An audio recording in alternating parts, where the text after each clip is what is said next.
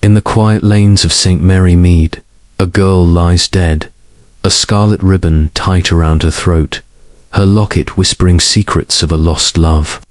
Who was she, and why did she seek the shadowy Hargraves? As Miss Marple unravels a web of betrayal, fraught, a vanished clerk, and a family's buried shame, village gossip and hidden clues point to a killer close to home. But when the truth spills in a hushed confession, will it heal or haunt? A single ribbon holds the answer, and its final twist will leave you breathless. Chapter 1 *, The Ribbon in the Lane Inn, the drowsy calm of St. Mary Mead, where the morning mist clung to the hedgerows like a gossamer veil. Miss Jane Marple sat by her parlour window, her knitting needles moving with the quiet rhythm of a metronome. The village, nestled in its pocket of English countryside, was a place where time seemed to pause, where the church clock ticked with deliberate slowness and the seasons turned with a gentle inevitability. Her cottage, with its rose-trellised walls and neatly trimmed lawn, offered a perfect vantage point over the high street, where the daily comings and goings of villagers unfolded like a well-rehearsed play. On this particular morning, however, the script was about to be disrupted. Miss Marple's fingers paused, the soft clink of her needles falling silent as a commotion stirred in the square below. It was not the usual chatter of market day or the cheerful clang of the blacksmith's hammer. This was something sharper, more urgent, a boy's voice, high and breathless, cutting through the still air. She leaned forward, her pale blue eyes narrowing behind her spectacles. Tommy Pierce, the butcher's lad, was pelting across the cobbles, his cap askew and his cheeks flushed with exertion. "Help! Someone! Come quick!" he shouted, his voice cracking with panic. "There's a girl in Dapple Lane lying still, with a red ribbon round her neck." The words hung in the air, drawing villagers from their doorways. Mrs. Price, the baker's wife, clutched her apron, her flour-dusted hands trembling. Mr. Hayworth, the grocer, set down his crate of apples and hurried toward the lane. Even old Mr. Tuttle, who rarely left his bench outside the Blue Boar Inn, hobbled to his feet, his pipe forgotten. Miss Marple, her curiosity piqued, placed her knitting in its basket and rose, smoothing her tweed skirt. A dead girl in Dapple Lane was no small matter, and the mention of a red ribbon struck her as peculiar. In St. Mary Mead, ribbons were for bonnets or parcels, not for such grim purposes. Dapple Lane was a narrow, winding path that skirted the edge of the village, bordered by hawthorn hedges and shaded by ancient oaks. It led to Upper Farm and beyond, to the open fields, a route more suited to lovers, trysts, or solitary walks than to scenes of violence. By the time Miss Marple reached the lane, a small crowd had gathered, their murmurs forming a low hum of unease. Constable Reed, a sturdy young man with an earnest face, was already there, kneeling beside the body. The girl lay on her back, her dark hair fanned across the grass, her pale blue dress crumpled but oddly pristine, save for the vivid scarlet ribbon tied tightly around her throat. Her eyes were open, staring blankly at the sky, and her hands were folded neatly across her chest, as if arranged by a careful hand. Miss Marple stood at the edge of the crowd, her slight figure unobtrusive, but her gaze sharp. The girl was young, perhaps 20, with delicate features and a complexion that suggested city life rather than the ruddy glow of country folk. Her dress, though simple, was of a fine cut, the kind one might find in a London shop rather than the village dressmaker's. The ribbon, however, was the detail that held Miss Marple's attention. It was not a casual accessory, but a deliberate choice, its bright hue stark against the girl's pallor. It was tied in a neat bow, yet the ends were frayed, suggesting it had been handled roughly. Miss Marple's mind flickered to the village. Girls she knew, none wore such a ribbon, and none were missing, as far as she could tell. "Who is she?" whispered Mrs. Bantry, who had arrived breathless from Gossington Hall, her hat slightly askew. Her husband, Colonel Bantry, stood beside her, his military bearing softened by concern. "A stranger, surely," he muttered, glancing at the constable. "No one from St. Mary Mead, I'd wager." Constable Reed stood, brushing grass from his knees. "No identification on her," he said, his voice steady but tinged with unease. "Just a locket, silver, with a photograph inside. A young man, by the looks of it." He held up the locket, its chain glinting in the morning light. The crowd leaned forward, but Miss Marple remained still, her mind already turning over possibilities. A locket suggested sentiment, perhaps love, but the ribbon suggested something darker, anger, perhaps, or a calculated act. "Murder, then?" asked Mr. Hayworth, his voice loud enough to draw gasps from the onlookers. Constable Reed nodded. Grimly, "The ribbon's too tight for anything else. She didn't do this to herself." The word murder rippled through the crowd, setting tongues wagging. Miss Marple listened, her head tilted slightly, catching fragments of speculation. "A gypsy, perhaps," suggested Mrs. Price, "or one of those city folk passing through," ventured Mr. Tuttle, but Miss Marple doubted it. Gypsies wore brighter colours, and city folk rarely wandered into Dapple Lane without purpose. She stepped closer, her sensible shoes silent on the grass, and bent to examine the scene. The girl's hands, she noted, bore no signs of a struggle, no torn nails, no bruises. Her shoes, though dusty, were polished, and her dress showed no tears. The ribbon, however, was the key. It was silk, expensive, not the sort one found in the village shop. Miss Marple's mind darted to the sewing baskets of St. Mary Mead, where ribbons were common but rarely so fine. She recalled Mrs. Clement, the vicar's wife, mentioning a peddler who'd passed through the previous week, selling notions and trinkets. Could the ribbon have come from him, or was it a personal item, chosen for its significance?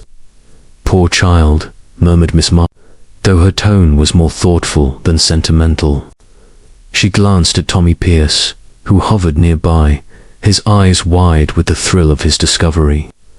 "Tommy," she said gently, "did you see anyone else in the lane this morning? Or last night, perhaps?" The boy shook his head, but his hesitation caught her attention. "Well, ma'am," he said, scuffing his boot in the dirt, "I saw Mr. Robert Hargrave walking toward Upper Farm late yesterday, looking all cross-like. But that's all." Miss Marple nodded, filing the information away. Robert Hargrave, the son of John and Mary Hargrave, was a brooding young man, known for his temper and a failed engagement that had set tongues wagging 2 summers ago. Upper Farm, where the Hargraves lived, was just beyond Dapple Lane. A coincidence? That felt less than accidental. She turned to Constable Reed. "You'll want to speak to the Hargraves, I imagine," she said, her voice mild but her eyes sharp, "and perhaps check the vicarage. Strangers often call there 4 directions." The constable nodded, though his expression suggested he was more accustomed to lost sheep than murder inquiries.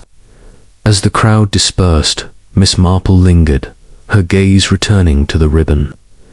It was not merely a murder weapon, she thought, but a message. In her experience, such details were never random. A ribbon could signify love, loyalty, or betrayal. It could mark a promise, kept or broken. She thought of the village's quiet rhythms, its hidden currents of envy and desire. St. Mary Mead, for all its charm, was no stranger to secrets by noon. The village was alive with gossip. Miss Marple returned to her cottage, where her maid, Florence, was bustling about with a tray of tea. "Dreadful business, miss," Florence said, setting down the teapot. "They're saying she was a runaway, or maybe a spy." Miss Marple smiled faintly. Florence's imagination, like that of many villagers, tended toward the dramatic. "A spy, Florence," she said, pouring her tea, "in St. Mary Mead? I think not. But she was someone's daughter, perhaps someone's love. And that ribbon, well, it's rather curious, don't you think?" Florence, unaccustomed to Miss Marple's musings, nodded vaguely and retreated to the kitchen. Miss Marple sipped her tea, her mind tracing the threads of the morning's events. The girl's neat appearance suggested she had not been fleeing in panic, nor had she been attacked in a sudden frenzy. The folded hands, the tidy dress-it, all pointed to deliberation. Someone had taken care to arrange her body, perhaps to obscure their own guilt or to convey a meaning yet to be deciphered. She set down her cup and took up her knitting again, though her fingers moved more slowly now, her thoughts elsewhere. The locket's photograph intrigued her. A young man, Constable Reed had said. Was he the killer, or another victim? And why Dapple Lane, so close to Upper Farm? The Hargraves were a reclusive family, their farmhouse a place of whispers and closed doors. John Hargrave, the patriarch, was a man of few words, his face weathered by years of toil. His wife, Mary, was nervous, always glancing over her shoulder, as if expecting bad news. And Robert, their son, carried a bitterness that Miss Marple had noted at church socials, where he stood apart, his eyes dark with unspoken grievances. The afternoon brought a visitor, Mrs. Bantry, her cheeks still flushed from the mornings. "Excitement. Jane, it's simply awful," she exclaimed, settling into the armchair. "A murder, right here. Arthur says it's probably some tramp, but I don't believe it. That ribbon, it's too personal, don't you think?" Miss Marple nodded, offering her friend a biscuit. "Personal indeed," she said. "And the girl herself, did you notice her dress? Not the sort of thing one wears for a casual stroll." Mrs. Bantry's eyes widened. "You think she was meeting someone? A lover, perhaps?" Miss Marple's smile was non-committal. Perhaps, or perhaps she was seeking someone, or something. The vicarage might know more. Strangers often stop there. Mrs. Bantry clapped her hands. "Of course. Let's go at once. Mr. Clement might have seen her." The vicarage was a short walk, its garden bursting with roses and hollyhocks. Mrs. Clement, a gentlewoman with a penchant for good works, welcomed them with surprise. "A terrible thing," she said, leading them to the drawing room. "Mr. Clement is out, but he mentioned a girl who called yesterday afternoon. She wore a blue dress and seemed anxious, asked for directions to Upper Farm, of all places." Miss Marple's needles, which she had brought along in her bag, clicked softly. "Did she give her name?" she asked. "No," said Mrs. Clement. "But she had a red ribbon in her hand, twisting it nervously. I thought it odd at the time." Miss Marple's eyes gleamed. The ribbon again. It was becoming a leitmotif, a scarlet thread running through the mystery. She thanked Mrs. Clement and promised to return for the church fete committee meeting, though her mind was far from bazaars and raffles. As they walked back, Mrs. Bantry chattered about the ribbon, the girl and the locket, but Miss Marple was silent, her thoughts weaving a pattern. The girl had come to St. Mary Mead with a purpose, likely tied to Upper Farm. The ribbon, a token of some kind, had become her undoing, and Tommy Pierce's mention of Robert Hargrave lingered in her mind.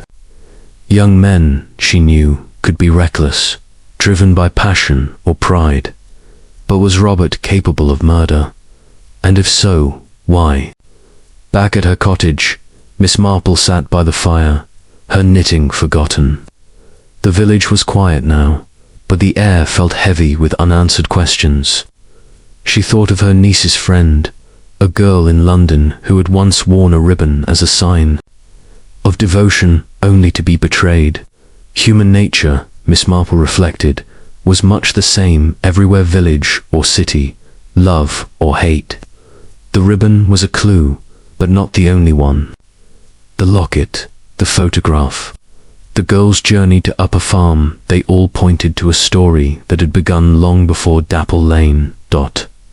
As the church clock struck 6, Miss Marple made a mental note to visit the Blue Boar in the next day, the innkeeper. Mr. Dobbs heard everything, and his wife was a font of village lore. If the girl had passed through, someone there might have seen her, and the Hargraves, she decided, warranted a closer look. She would call on them, perhaps with an excuse about the church fund. People, she knew, revealed more than they intended when caught off guard. The evening settled over St. Mary Mead, the mist rising again from the fields. Miss Marple picked up her knitting, her needles resuming their steady rhythm. The girl with the red ribbon was gone, but her story was only beginning. And Miss Marple, with her quiet ways and sharp mind, was determined to unravel it. Chapter 2 ** The Stranger's Identity. The afternoon sun cast long shadows across St. Mary Mead, gilding the rooftops and softening the edges of the village's quiet lanes. In her cottage, Miss Jane Marple sat by the fire, her knitting needles idle in her lap, though her mind was anything but still. The morning's grim discovery in Dapple Lane had set the village abuzz, and the image of the girl, her dark hair fanned on the grass, the scarlet ribbon tight around her throat, lingered in Miss Marple's thoughts like a half-finished tapestry. The ribbon, so vivid and deliberate, was no mere ornament. It was a statement, though its meaning remained elusive.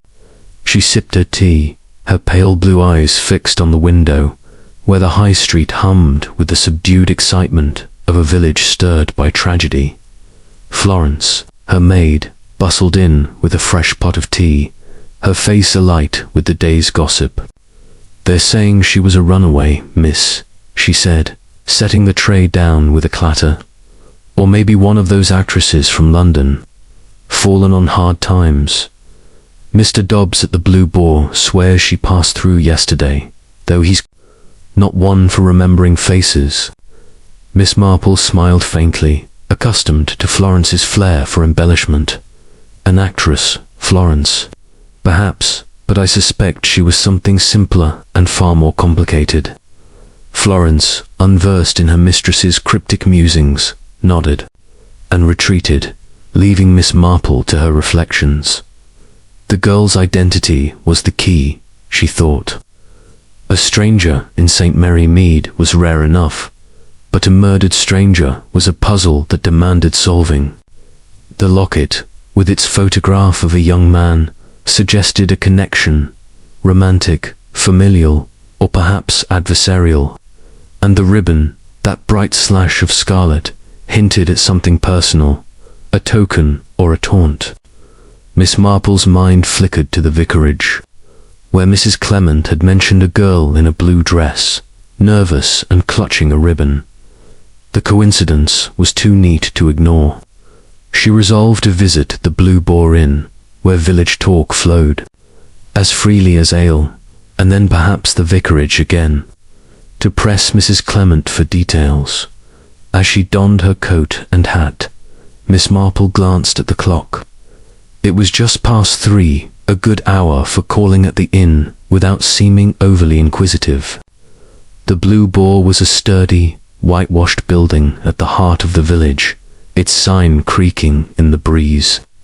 Inside, the air was thick with the scent of polished wood and pipe smoke. Mr. Dobbs, the innkeeper, stood behind the counter, his broad face flushed from the heat of the fire. His wife, Mrs. Dobbs, was serving a tray of scones to a group of farmers, her sharp eyes missing nothing. Miss Marple settled at a corner table, her knitting bag at her side, and ordered a pot of tea, though her true purpose was to listen. The inn was lively with talk of the murder. "A city girl, mark my words," said Mr. Hayworth, the grocer, nursing a pint. "No one from here would end up like that, with a ribbon round her neck." Mrs. Price, the baker's wife, leaned in, her voice low. I heard she was asking for Upper Farm at the vicarage. What business would she have with the Hargraves? The name sent a ripple through Miss Marple's thoughts. Upper Farm, home to the reclusive Hargraves, was already a thread in the mystery. Thanks to Tommy Pierce's mention of Robert Hargraves' presence near Dapple Lane. She sipped her tea, her ears attuned to every word. Mrs. Dobbs approached with a teapot, her expression a mix of curiosity and caution.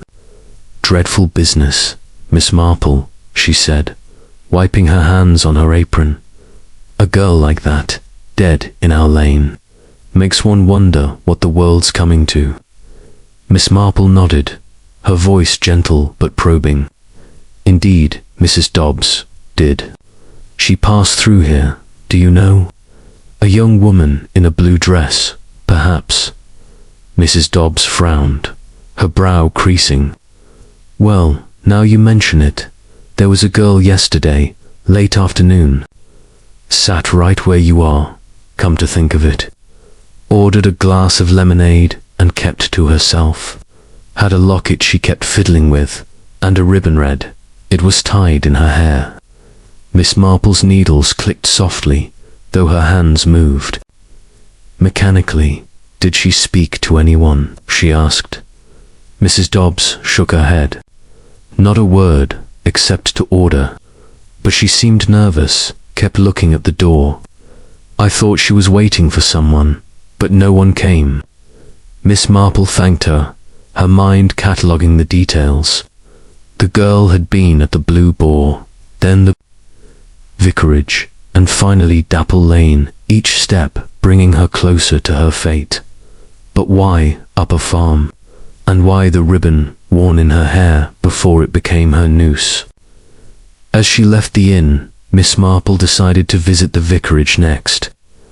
The walk was pleasant, the air crisp with the scent of autumn leaves. The vicarage garden was a riot of colour, its dahlias and chrysanthemums meticulously tended by Mrs. Clement. The vicar's wife greeted her warmly, though her eyes betrayed a flicker of unease.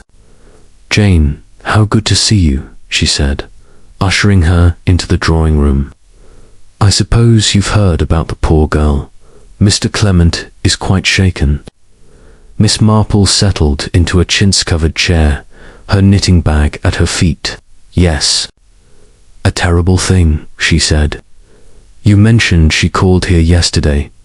Can you tell me more?" Mrs. Clement twisted her hands, a habit Miss Marple noted with interest. "She came just before tea," she said. "A pretty girl, but so anxious. She asked for directions to Upper Farm, said it was urgent. I offered her tea, but she wouldn't stay. She had a red ribbon in her hand, twisting it round her fingers. I thought it odd she seemed almost afraid of it." Miss Marple's eyes sharpened. "Afraid of it?" she repeated. Mrs. Clement nodded. "Yes, as if it meant something dreadful. She said something about needing to settle a matter, but wouldn't say more." The words hung in the air, heavy with implication. Miss Marple's mind turned to the Hargraves. John Hargrave, a man of stern demeanour, rarely spoke at church socials, his presence a quiet weight in the village. His wife, Mary, was timid, her eyes always darting as if expecting reproach. Their son Robert was another matter, a young man of 25, handsome in a brooding way, but marked by a temper that had cost him a fiancée 2 years prior. The village still whispered about his engagement to a city girl, broken off abruptly after a quarrel. Could the dead girl be connected to that old scandal? As Miss Marple sipped her tea, Mr. Clement entered, his face pale but composed. "Miss Marple," he said, "this is a dark day for St. Mary Mead. I've just spoken to Constable Reed. They've identified the man in the locket's photograph, a fellow named Edward Crane. A clerk from London reported missing these 2 months." Miss Marple's needles paused. "Edward Crane," she said softly, "and the girl herself. Any name?" Mr. Clement shook his head. "None yet, but the constable's sending a telegram to London. The locket suggests she knew Crane, perhaps intimately." The name Edward Crane sparked a memory. Miss Marple recalled a snippet of gossip from Mrs. Bantry, who had mentioned a London clerk involved in a bank scandal, though the details were vague. She made a mental note to ask Mrs. Bantry for more, perhaps over tea at Gossington Hall. For now, she focused on the vicarage. "Did the girl mention Crane, or anyone else?" she asked. Mrs. Clement hesitated. "Not by name, but she did say something curious." As she left, she murmured, "He'll regret it if it's the last thing I do. I thought it was just nerves." But now, Miss Marple's mind raced. The girl's words suggested a mission, perhaps revenge. The ribbon, the locket, the journey to Upper Farmit, all pointed to a purpose rooted in the past. She thanked the Clements and stepped into the garden, where the fading light cast long shadows. The village was settling into its evening routines, but the air felt charged, as if the girl's death had stirred something long buried. Her next stop was the post office, where Miss Weatherby, the postmistress, presided over a counter cluttered with stamps and parcels.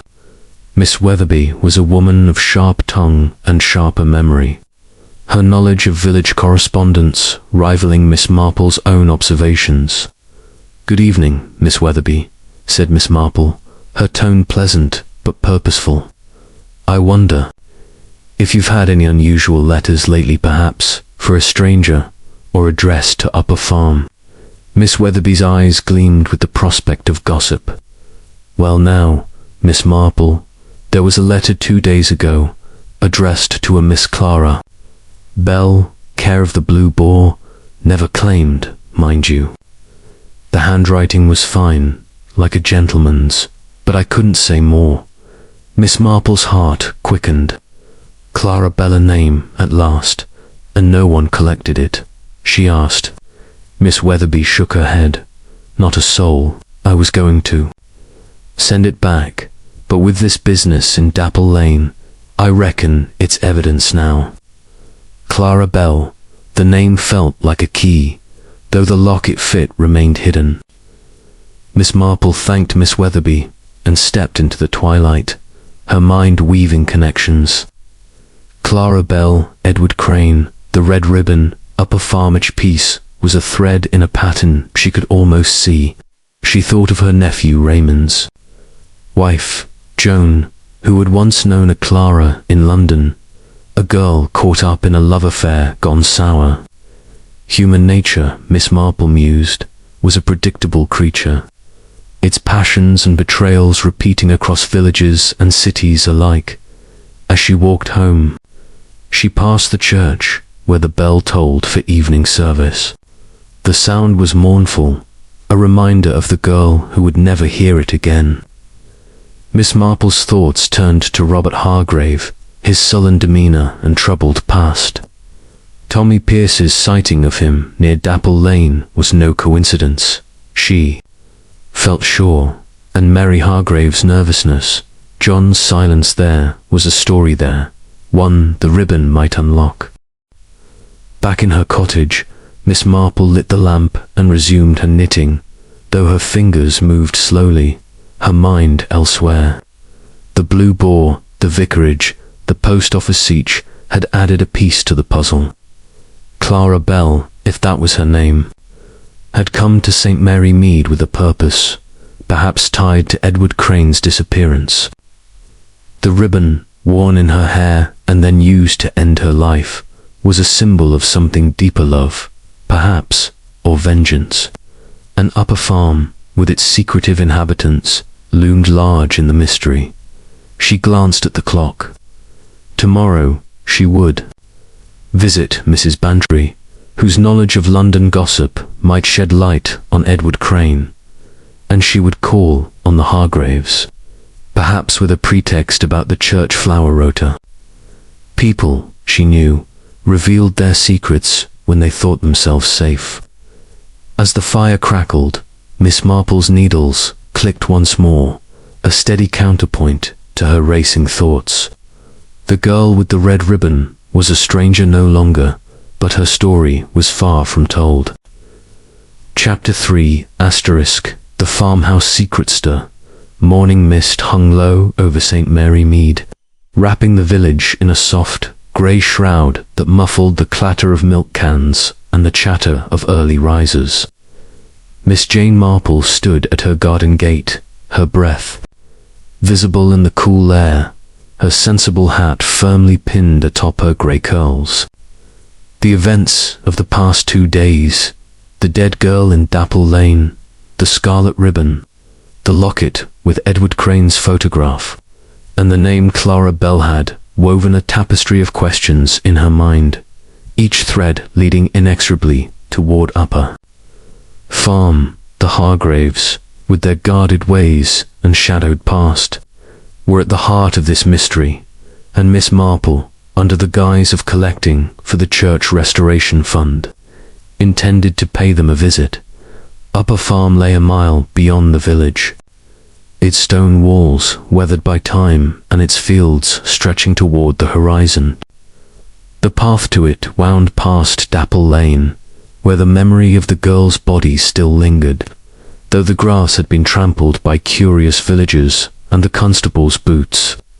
Miss Marple walked briskly, her knitting bag swinging at her side, her eyes taking in the details of the countryside, the gnarled roots of an oak, the flash of a magpie's wings, the faint scent of damp earth. She thought of Clara Bell, a stranger who had come to this quiet place with a purpose, only to meet her end. The ribbon, once tied in her hair, now a murder weapon, was a puzzle piece that refused to fit neatly. Was it a lover's token, a mark of betrayal, or something else entirely? As she approached the farmhouse, its silhouette emerged from the mist, squat and uninviting, with ivy clinging to its walls like a shroud.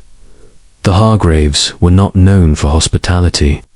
John Hargrave, the patriarch, was a man of few words, his face carved by years of toil and disappointment.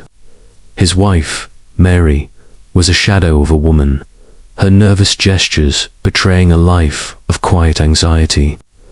Their son, Robert, was the enigma, handsome, sullen, and marked by a temper that had once driven away a fiancé. Miss Marple recalled the village whispers about that broken engagement, a scandal that had faded but never entirely vanished. Could Clara Bell be linked to that old wound? The farmhouse door was heavy oak, its knocker rusted from disuse.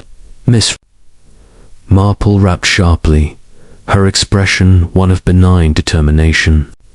After a moment, Mary Hargrave opened the door, her thin face pale and her eyes darting like a startled bird's. "Miss Marple," she said, her voice barely above a whisper, "what brings you here?" Her hands twisted in her apron, a gesture Miss Marple noted with interest.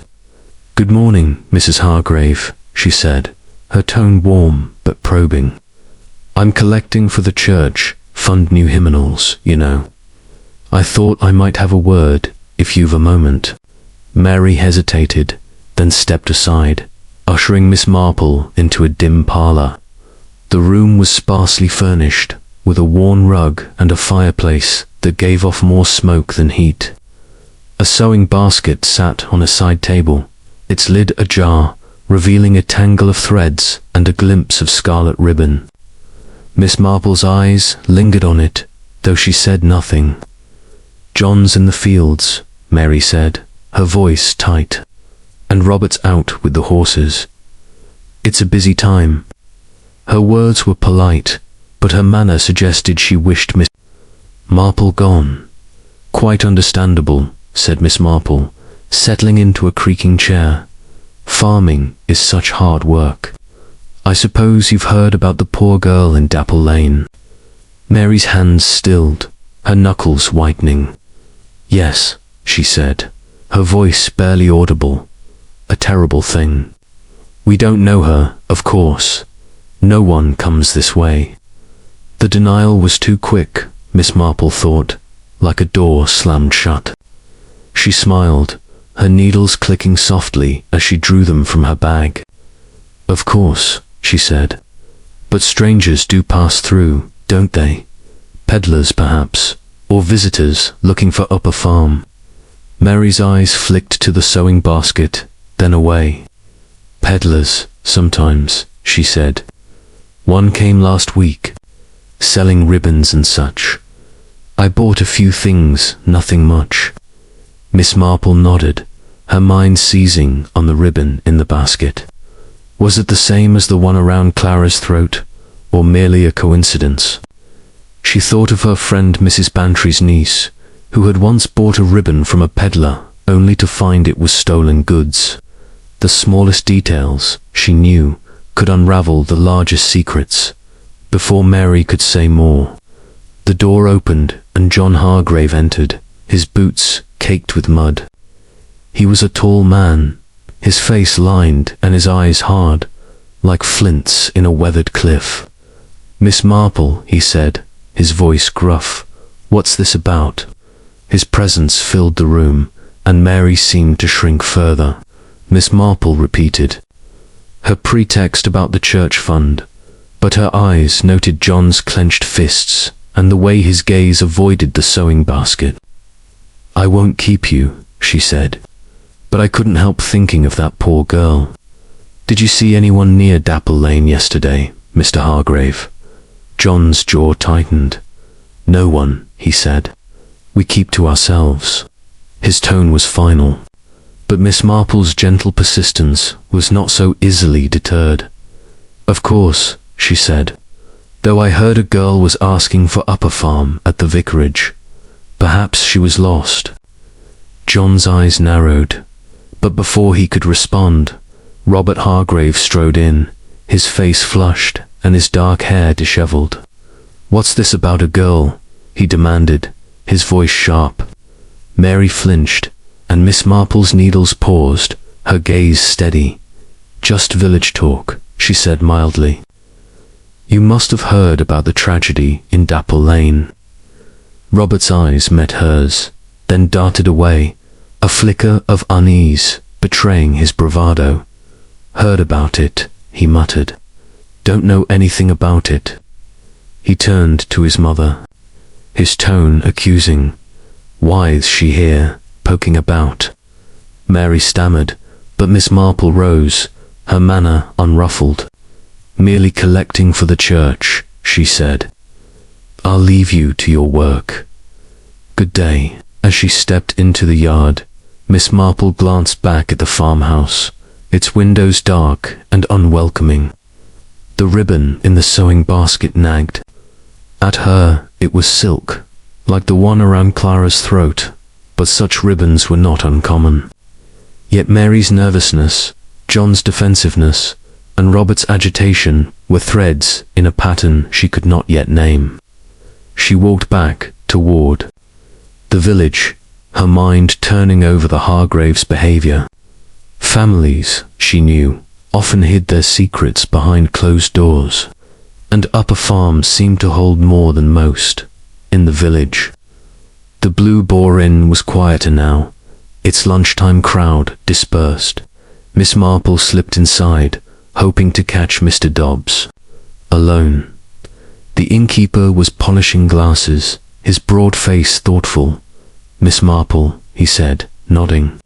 "Still thinking about that girl, I reckon." She smiled, settling at her usual table. "It's hard not to," she said. "Did she say anything when she was here, Mr. Dobbs? Anything about why she was in St. Mary Mead?" Mr. Dobbs frowned, scratching his chin. "Not much, but I remember. Now she asked if the Hargraves still lived at Upper Farm. Seemed to know their name, though she didn't say how. I told her the way, and she left in a hurry." Miss Marple's heart quickened. Clara Bell had sought the Hargraves deliberately. Then, but why? She thanked Mr. Dobbs and stepped outside, where the mist had lifted, revealing a sky of pale blue. Her next stop was the post office, where Miss Weatherby was sorting letters with her usual efficiency. "Miss Marple," she said, peering over her spectacles. "I suppose you're here about that letter for Clara Bell. Constable Reed's taken it now. Says it's evidence." Miss Marple nodded, her mind racing. "Did you happen to notice anything about it?" she asked. "The postmark, perhaps?" Miss Weatherby's eyes gleamed. "London, it was. And the envelope was good quality, not the cheap sort, I'd say. It was important." The London connection strengthened Miss Marple's suspicion that Clara Bell and Edward Crane were linked beyond the locket. She thought of the photograph, a young man's face frozen in time. Was he the reason Clara had come to St. Mary Mead, or was she fleeing him? The ribbon, she felt sure, paramount in her mind. As she walked home, she recalled a conversation with her niece Joan, who had spoken of a London friend betrayed by a lover, who vanished with her savings. Love, Miss Marple knew, could drive people to desperate acts. Back at her cottage, Florence greeted her with a tray of scones. "Any news, miss?" she asked, her eyes bright with curiosity. Miss Marple smiled, her thoughts elsewhere. "Only questions, Florence," she said. "But questions are the beginning of answers." As she sipped her tea, she thought of the Hargraves Marie's trembling hands. John's hard stare, Robert's evasiveness. The ribbon in the sewing basket was a clue, but not the only one. The Hargraves knew more than they were saying, and Miss Marple was determined to find out what she decided to visit Mrs. Bantry the next day. Her friend's knowledge of village history might shed light on the Hargraves' past, and perhaps on Clara Bell's connection to them. As the evening deepened, Miss Marple sat by the fire, her knitting needles moving slowly. The farmhouse secrets were like shadows in the mist, vague but persistent. Clara Bell's death was no random act, and the ribbon was the key to its meaning. Miss Marple's eyes gleamed in the firelight. The truth, she knew, was there, waiting to be unraveled. Chapter 4. The locket's clue. The morning light filtered through the lace curtains of Miss Jane Marple's cottage, casting delicate patterns on the polished floor. She sat in her armchair, her knitting needles moving with a slow, deliberate rhythm, though her mind was far from the skein of wool in her lap. The mystery of the girl in Dapple Lane, Clara Bell, if the unclaimed letter at the post office was to be believed, had taken root in her thoughts, its tendrils curling around the scarlet ribbon, the locket with Edward Crane's photograph, and the secret of Hargraves of Upper Farm. Each clue was a piece of a puzzle, and the locket, with its faded image of a young man, seemed to miss a window into the girl's past, perhaps her purpose in St. Mary Mead. The village was quieter today, the initial shock of the murder giving way to a subdued unease. Miss Marple sipped her tea, her pale blue eyes drifting to the high street, where villagers went about their tasks with a wary glance toward Dapple Lane. The locket, found on Clara's body, was the focus of her thoughts. Constable Reed had mentioned the photograph of Edward Crane, a London clerk missing for 2 months. The connection between Clara and Crane was undeniable, but its nature, love, betrayal, or something darker remained elusive. Miss Marple's mind flickered to a memory of her nephew Raymond, who had once spoken of a friend caught in a scandal involving a missing clerk. Human nature, she reflected, was a tapestry of predictable patterns, and the locket was a thread she intended to follow. She set her knitting aside and donned her coat. Her destination, the vicarage, where Mr. Clement might have news from Constable Reed's inquiries. The walk was brisk, the air sharp with the scent of fallen leaves and woods. The vicarage garden was a haven of late blooms, its roses drooping under the weight of dew. Mrs. Clement greeted her with a nervous smile, her hands fluttering as she offered tea.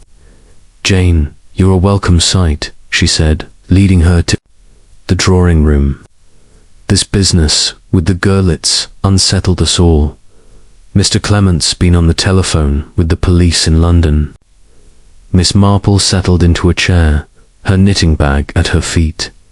"Any news of Edward Crane?" she asked, her tone mild but her eyes keen. Mrs. Clement nodded, her voice low. "The constable says Crane was a clerk at a bank in London, dismissed for irregularities in the accounts. He vanished soon after, leaving debts and a fiancée, Clara Bell. They think, though it's not certain." Miss Marple's needles clicked softly, her mind racing.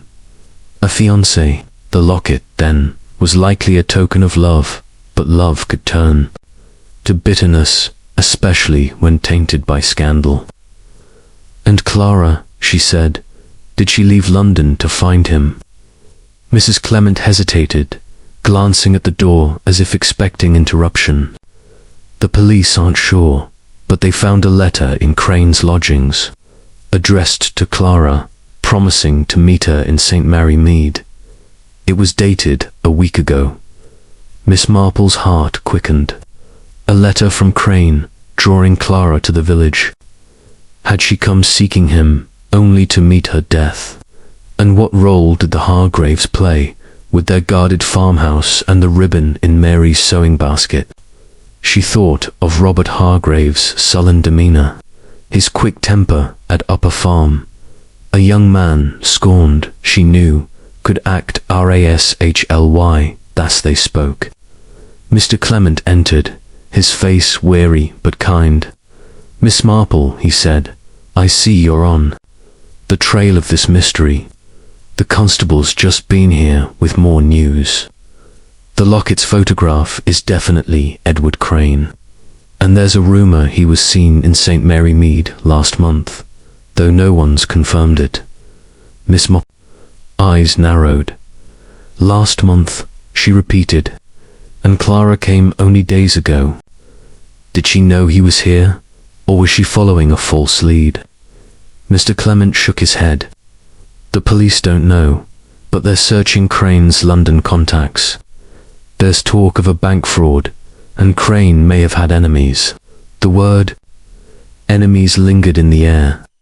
Miss Marple thought of the Hargraves, their farm so close to Dapple Lane. John Hargraves' stern silence, Mary's nervous hands, Robert's evasiveness, they all pointed to secrets. She recalled a village rumour, overheard at the church fete, about John Hargraves' brother, Thomas, who had left St. Mary Mead years ago after a financial dispute. Could Thomas have known Crane in London?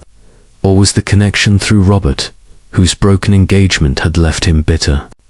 The locket, she felt sure, held the answer. But its story was incomplete, thanking the Clements. Miss Marple stepped into the garden, her mind turning over the new information. A bank fraud, a missing clerk, a fiancé with a red ribbon, each detail was a knot in the thread. She decided to visit the Blue Boar Inn, where village gossip might shed light on Crane's rumoured visit. The inn was busy, its tables filled with farmers and tradesmen, their voices a low hum of speculation. Mr. Dobbs, the innkeeper, was wiping down the counter, his face brightening at Miss Marple's arrival. "Miss Marple," he said, "you're here about that girl, I wager. The whole village is talking of nothing else." Miss Marple smiled, ordering a glass of lemonade to justify her presence. "It's a sad affair," she said. "I heard Edward Crane may have been in St. Mary Mead last month. Did you see him, Mr. Dobbs?" The innkeeper frowned, scratching his head. "Now you mention it, there was a fellow, about a month back, thin city type, with a sharp way of talking. Stayed one night, asked about Upper Farm, didn't give his name, but he had a locket he kept checking, like it was precious." Miss Marple's needles paused, though she kept her expression neutral. "And did he go to Upper Farm?" she asked. "Didn't say," Mr. Dobbs replied. "But he left early, before dawn, paid in cash, and was gone." The information was a spark in Miss Marple's mind. Crane in St. Mary Mead, asking about the Hargraves, then vanishing. Had Clara followed him, only to find death instead? She thought of the ribbon, its scarlet hue a stark contrast to Clara's pale dress. A ribbon, she said aloud, almost to herself, is often a token of love or of something darker. Mr. Dobbs raised an eyebrow but said nothing. Accustomed to her cryptic remarks, as she left the inn, Miss Marple's thoughts turned to Mrs. Bantry, whose knowledge of village history and London connections might illuminate Crane's past. Gossip Hall was a short walk, its sprawling grounds a contrast to the modest cottages of St. Mary Mead. Mrs. Bantry welcomed her with enthusiasm, her eyes bright with curiosity. "Jane, you're sleuthing again, aren't you?" she said, leading her to the drawing room. "I've been thinking about that locket. It's so romantic, don't you think? A lover's keepsake, perhaps." Miss Marple smiled, accepting a cup of tea. "Romantic, perhaps," she said, "but love can lead to dangerous places. Tell me, Dolly, do you know anything of Edward Crane, a clerk involved in a bank scandal?" Mrs. Bantry's face lit up, her love of gossip undimmed. "Crane, you say? I heard something from my cousin in London. He worked at a bank, Barclays. I think and was sacked for juggling accounts. There was talk of a girl, too, someone he promised to marry, but he disappeared before the police could question him." Miss Marple nodded, her mind weaving connections. Clara Bell, the fiancée, had come to St. Mary Mead, perhaps to find Crane or to confront someone about his disappearance. "Did your cousin mention the Hargraves?" Miss Marple asked. Mrs. Bantry frowned, tapping her chin. "Not directly, but she did say something about a country family cheated by Crane's schemes." "Could that be the Hargraves? They've always been so private, especially since that business with Robert's engagement."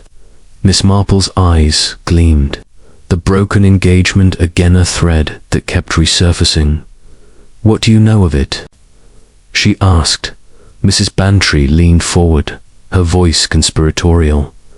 "It was 2 years ago. Robert was smitten with a girl from London, pretty, but flighty, they said. They were to be married, but she broke it off, left him humiliated. He's been sour ever since." The story struck a chord. Miss Marple thought of Robert's agitation at Upper Farm, his quick denial of knowing Clara. Could she be the same girl, or someone connected to her? The locket suggested a link to Crane, but the ribbon pointed to the Hargraves. She thanked Mrs. Bantry and promised to return for bridge, though her mind was far from cards. As she walked home, the village seemed to close in around her, its familiar lanes hiding secrets as dark as any city's. Back at her cottage, Miss Marple sat by the fire, her knitting resumed but her thoughts racing. The locket was a clue, but not the whole story. Crane's visit to St. Mary Mead, his interest in Upper Farm, Clara's journey to find Hemet, all pointed to a web of deceit, perhaps financial, perhaps personal. She recalled a case in her youth, a village girl betrayed by a suitor who vanished. With her dowry, the pattern was familiar, but the details were unique. The ribbon, she felt sure, was the key. Its scarlet hue a symbol of passion or vengeance. As evening fell, Florence brought in a tray of supper, her chatter filled with village rumors. "They're saying the girl was a spy, miss," she said, setting down a plate of cold ham. "Or maybe she stole that locket from someone important." Miss Marple smiled, her mind elsewhere. "A spy, Florence? I think not. But she was someone's love, or someone's enemy." As Florence retreated, Miss Marple's eyes lingered on the fire. Tomorrow she would speak to Constable Reed, perhaps learn more about Crane's London connections. And the Hargraves, she decided, needed watching. The locket's clue was clear, but the ribbon's story was yet to be told. Chapter 5. Asterisk the village gossip.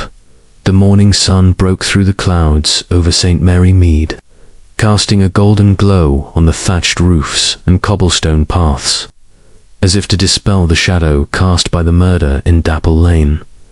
Miss Jane Marple sat at her breakfast table, her knitting needles resting beside a half-finished scarf, her thoughts weaving through the threads of the mystery that had gripped the village.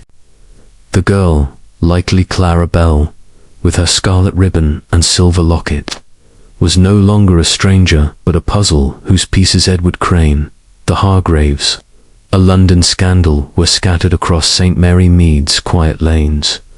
Gossip, Miss Marple knew, was the lifeblood of a village, and today she intended to tap its flow to uncover what lay beneath the surface of Clara's death.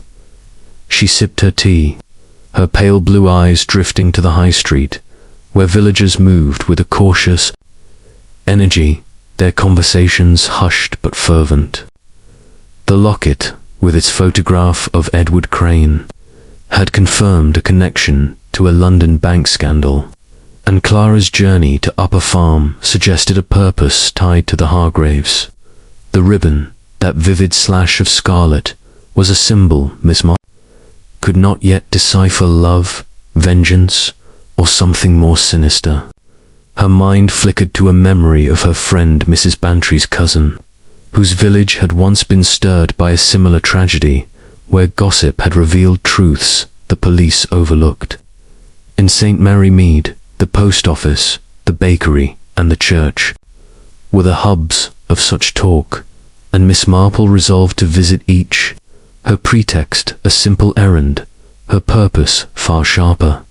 She donned her coat and hat, her knitting bag tucked under her arm, and stepped into the crisp morning air. The high street was alive with activity, Mrs. Price arranging loaves in the bakery window, Mr. Hayworth sweeping the steps of his grocery, and old Mr. Tuttle dozing outside the Blue Boar Inn, his pipe unlit. Miss Marple's first stop was the post office, where Miss Weatherby, the postmistress, presided with an air of omniscience, her spectacles glinting as she sorted letters. The unclaimed letter to Clara Bell, now in Constable Reed's hands, had been a clue. But Miss Weatherby's memory was a treasure trove of village secrets, and Miss Marple hoped to mine it.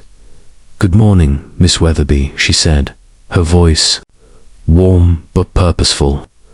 "I thought I'd post a letter to my niece Joan, but I confess I'm curious about that poor girl. Have you heard anything new?" Miss Weatherby's eyes gleamed, her love of gossip rivaling her devotion to postal efficiency. "Oh, Miss Marple, it's all anyone talks about," she said, leaning over the counter. "That letter to Clara Bell. Postmark Fine paper, gentleman's hand. I reckon it was from that Crane fellow, the one in the locket. But there's more.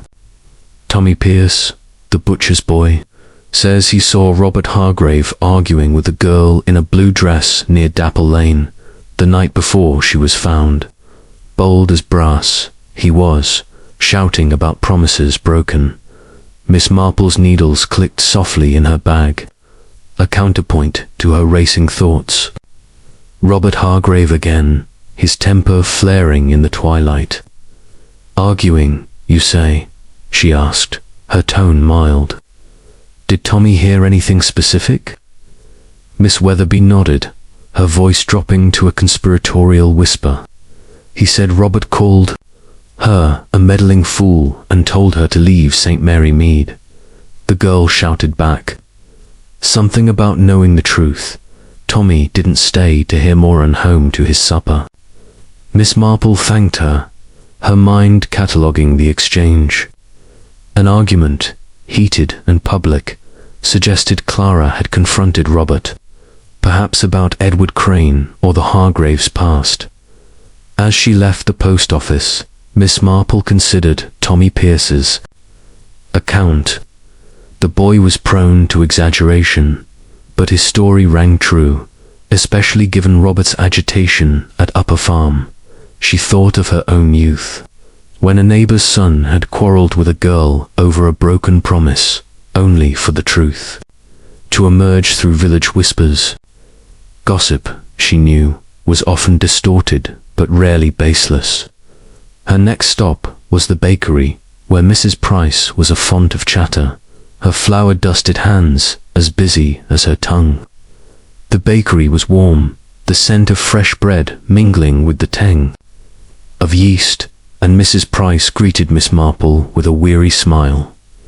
Miss Marple, come for a loaf? She asked, wiping her hands on her apron. Or is it news of that dreadful business? Miss Marple smiled, selecting a cottage loaf. A bit of both, Mrs. Price. The village is full of talk about the girl. Have you heard anything of interest? Mrs. Price's eyes widened, her voice dropping to a hush. Well, I shouldn't say, but Mrs. Dobbs at the Blue Boar mentioned a stranger man. Mind you seen near Upper Farm last month. Not Crane, she thinks, but someone rougher, like a debt collector. Asked for John Hargrave, then left in a huff. And then there's Mary Hargrave, poor thing. She came in yesterday, looking like she'd seen a ghost, muttering about sins coming. Home, Miss Marple's heart quickened. A stranger seeking John Hargrave, Mary's cryptic words, was a thread in the tapestry. Sins coming home, she repeated softly. Did she say more? Mrs. Price shook her head. Not a word, just paid for her bread and scurried off. But I reckon it's tied to that girl. Why else would she be heading to Upper Farm? Miss Marple nodded, her mind turning to Mary Hargrave's nervous hands and the ribbon in her sewing basket. Was Mary haunted by guilt, fear, or something else? She thanked Mrs. Price and stepped outside, the loaf tucked in her bag, her thoughts elsewhere. The church was her next destination, where the ladies of the flower committee were arranging blooms for Sunday service.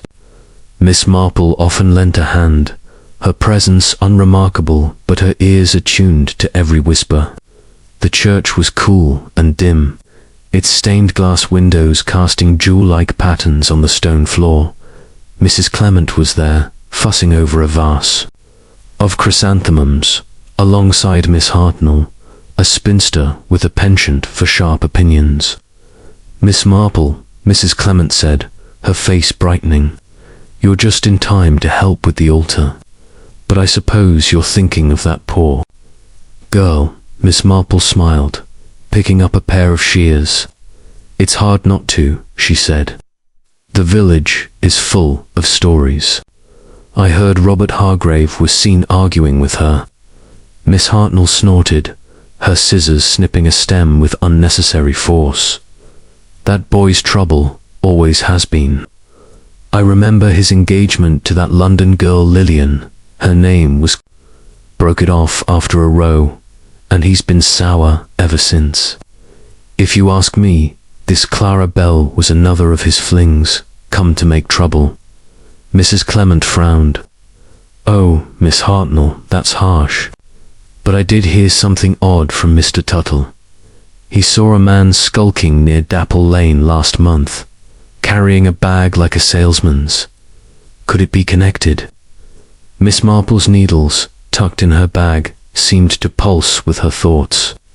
A salesman, a debt collector, a skulking stranger, each sighting added to the mystery. A salesman, she said, her voice thoughtful. Did Mr. Tuttle describe him? Mrs. Clement nodded. Older, he said, with a limp. Wore a dark coat and kept to himself. Mr. Tuttle thought he was up to no good. Miss Marple filed the detail away, her mind returning to the Hargraves. John's stern silence, Mary's fear, Robert's temper. They were a family under strain. And Clara's arrival had clearly stirred something. As she arranged a spray of roses, Miss Marple's thoughts turned to Edward Crane. The locket suggested he was central to Clara's mission, but the gossip pointed to a broader web: financial ruin, broken promises, hidden sins. She recalled a case in her youth where village talk had revealed a thief hiding among respectable folk. Gossip, she knew, was like a river, carrying truth and debris alike. She thanked the ladies and left the church, her mind buzzing with possibilities. Her final stop was the Blue Boar Inn, where the evening crowd was gathering. Mr. Dobbs was behind the counter, his wife bustling with trays of ale. Miss Marple settled at her usual table, her lemonade a pretext for listening. The inn was alive with talk, the murder a magnet for speculation. I say she was running from someone, declared Mr. Hayworth, his pint raised. That ribbon of a secret society, maybe. Mrs. Dobbs laughed, but her eyes were sharp. Nonsense, George. But I did hear something from the milkman. He saw Robert Hargrave near Dapple Lane that night, looking wild, like he'd had a fright. Miss Marple's ears pricked up. A fright, Mrs. Dobbs? She asked, her voice gentle. Mrs. Dobbs nodded, leaning closer. That's what he said. Robert was pacing, muttering to himself, clutching something in his hand. Could have been a ribbon, for all I know. The detail was a spark in Miss Marple's mind. Robert, agitated, near the scene of the crime, perhaps holding the very ribbon. That killed Clara. She thought of her friend's maid, who had once seen a lover's quarrel end in violence over a keepsake. The pattern was familiar, but the truth was still veiled as she left the inn. The village was settling into dusk, the lamps glowing softly. Miss Marple walked home, her thoughts a tangle of gossip and fact. Tommy Pierce's sighting of Robert's argument, Mary Hargraves' cryptic words, the mysterious strangers near Upper Farm and Dapple Lineach was a clue, but the picture was incomplete.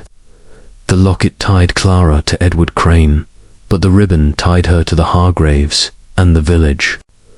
Gossip was the thread that might bind them all.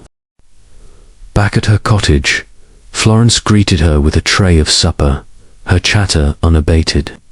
They're saying the girl was a fortune hunter, miss, she said, setting down a plate of shepherd's pie. Or maybe she was cursed with that ribbon. Miss Marple smiled, her mind elsewhere. Cursed Florence. I think not, but she was someone's hope, or someone's threat. As Florence retreated, Miss Marple sat by the fire, her knitting resumed but her thoughts racing. Tomorrow she would speak to Constable Reed, perhaps learn more about the letter to Clara Bell, and the Hargraves, she decided, warranted closer scrutiny. The village gossip had given her much, but the ribbon's secret remained just out of reach. Chapter 6. The Hargraves. Past the morning dawned cool and grey over St. Mary Mead, with clouds hanging low, as if reluctant to reveal the secrets nestled in the village's quiet lanes. Miss Jane Marple stood at her parlour window, her knitting, needles still in their basket, her gaze fixed on the mist-shrouded fields that stretched toward Upper Farm. The murder of Clara Bell, if that was indeed her name, had stirred the village like a stone dropped in a still pond, and the ripples were leading Miss Marple ever closer to the Hargraves. The scarlet ribbon, the locket with Edward Crane's photograph, the unclaimed letter, and the village gossip all pointed to the farmhouse, where John, Mary, and Robert Hargrave guarded their past with a stubborn silence. Today, Miss Marple intended to probe that silence, armed with the villagers' whispers and her own sharp intuition. She sipped her tea, her thoughts weaving through the clues gathered thus far. Clara Bell had come to St. Mary Mead seeking Upper Farm, her locket linking her to Edward Crane, a disgraced London clerk. Robert Hargraves' argument with a girl in a blue dress, overheard by Tommy Pierce, suggested a confrontation, perhaps tied to Crane's bank scandal or Robert's own broken engagement. The ribbon in Mary Hargraves' sewing basket, so like the one around Clara's throat, was a troubling detail, and the gossip about strangers, a debt collector, a limping salesman, at a broader web of connections. Miss Marple recalled a case from her youth, where a family's hidden shame had unravelled through a single, careless remark. The Hargraves, she felt sure, held the key to Clara's death, and their past was the lock. Donning her coat and hat, Miss Marple set out for Gossington Hall, where Mrs. Bantry's knowledge of village history might shed light on the Hargraves' secrets. The walk was brisk, the air heavy with the scent of damp earth and fading roses. Gossington Hall stood grand and welcoming, its windows gleaming despite the overcast sky. Mrs. Bantry greeted her with a delighted cry, her eyes bright with the prospect of intrigue. "Jane, you're here about that girl, aren't you?" she said, ushering her into the drawing room. "I've been thinking of nothing else. That locket, it's so poignant, don't you think? And the Hargraves, such a queer lot." Miss Marple settled into an armchair, her knitting bag at her feet. "Queer, indeed," she said, accepting a cup of tea. "Dolly, what do you know of the Hargraves' past? There's talk of a scandal, perhaps involving John's brother." Mrs. Bantry's face lit up, her love of gossip undimmed. "Oh yes, Thomas Hargrave, a proper tale. That years ago, 20 perhaps, Dermus was the younger brother, quite charming but wild. He courted a girl from London, a dressmaker's assistant, I think. They were to marry, but there was a rossum thing about money. Thomas left St. Mary Mead in a huff, and no one's heard from him since. The Hargraves don't speak of him, but it left a mark." Miss Marple's needles clicked softly, though her hands moved mechanically. "Money," she repeated. "And this girl, was her name known?" Mrs. Bantry frowned, tapping her chin. "Ellen, I believe. Ellen Ward. She went back to London, and there was talk she'd been cheated, savings gone, that sort of thing. John Hargrave was furious, said Thomas had shamed the family. It's why they're so closed off now." Miss Marple nodded, her mind racing. A financial scandal, a London girl, a family rifted, echoed the whispers about Edward Crane's bank. Fraud. Could Thomas Hargrave have known Crane? Or was Ellen Ward connected to Clara Bell? She thought of Robert Hargrave's broken engagement, another London girl who had left him humiliated. The pattern was striking: love, betrayal, and money weaving through the Hargraves' history. And Robert's engagement, Miss Marple said. Do you recall the girl's name? Mrs. Bantry's eyes widened. Lillian Gray, that was it. Pretty, but flighty. Came to St. Mary Mead for a summer, charmed Robert, then broke it off after a quarrel. No one knows why, but Robert was never the same. You don't think this Clara Bell was Lillian, do you? Miss Marple's smile was non-committal. I think nothing yet, Dolly, but patterns are curious things.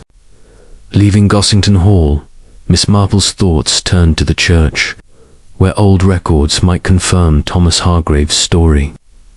The church was quiet, its pews empty save for Miss Hartnell, who was polishing the brass candlesticks with a vigor that matched her opinions. Miss Marple, she said, looking up, still poking about that murder. I say it's Robert Hargraves' doing. He's got his father's temper and his uncle's wild streak. Miss Marple raised an eyebrow, her tone gentle. His uncle. Miss Hartnell, Thomas, you mean? Miss Hartnell nodded, her voice sharp. Ran off with that London girl's money, or so they said. The Hargraves lost their savings, too, investing in some scheme of his. John never forgave him. The detail was a spark in Miss Marple's mind. A family cheated, a brother banished it, was a motive for bitterness, perhaps for revenge. She thanked Miss Hartnell and slipped into the vestry where Mr. Clement kept the parish records. The vicar was there, sorting hymnals, his face weary from the village's turmoil. Miss Marple, he said, I suppose you're here about the girl. The police are still tracing Crane's contacts, but there's little new. Miss Marple nodded, her eyes scanning the shelves. Might I look at the old registers? She asked. I'm curious about the Hargraves' history. Mr. Clement obliged, pulling down a dusty volume from 20 years prior. Miss Marple's fingers traced the faded entries, her eyes sharp behind her spectacles. There it was Thomas Hargrave, baptized in St. Mary Mead, younger brother to John. No marriage record, but a note of a band's announcement for Thomas Hargrave and Ellen Ward, never fulfilled. A later entry recorded Thomas's departure from the parish with a cryptic remark, left under cloud. Miss Marple closed the book, her mind turning over the implications. Thomas's scandal had cost the Hargraves dearly, and Clara's arrival, perhaps tied to another financial fraud, might have reopened old wounds. Her next stop was the Blue Boar Inn, where the midday crowd was thin but talkative. Mr. Dobbs was polishing glasses, his wife bustling with a tray of pies. Miss Marple settled at her usual table, her lemonade a pretext for listening. The inn hummed with gossip, the murder a topic that refused to fade. I say it's the Hargraves' fault, declared Mr. Hayworth, his voice carrying. That Robert's got a grudge against city folk after Lillian Gray left him.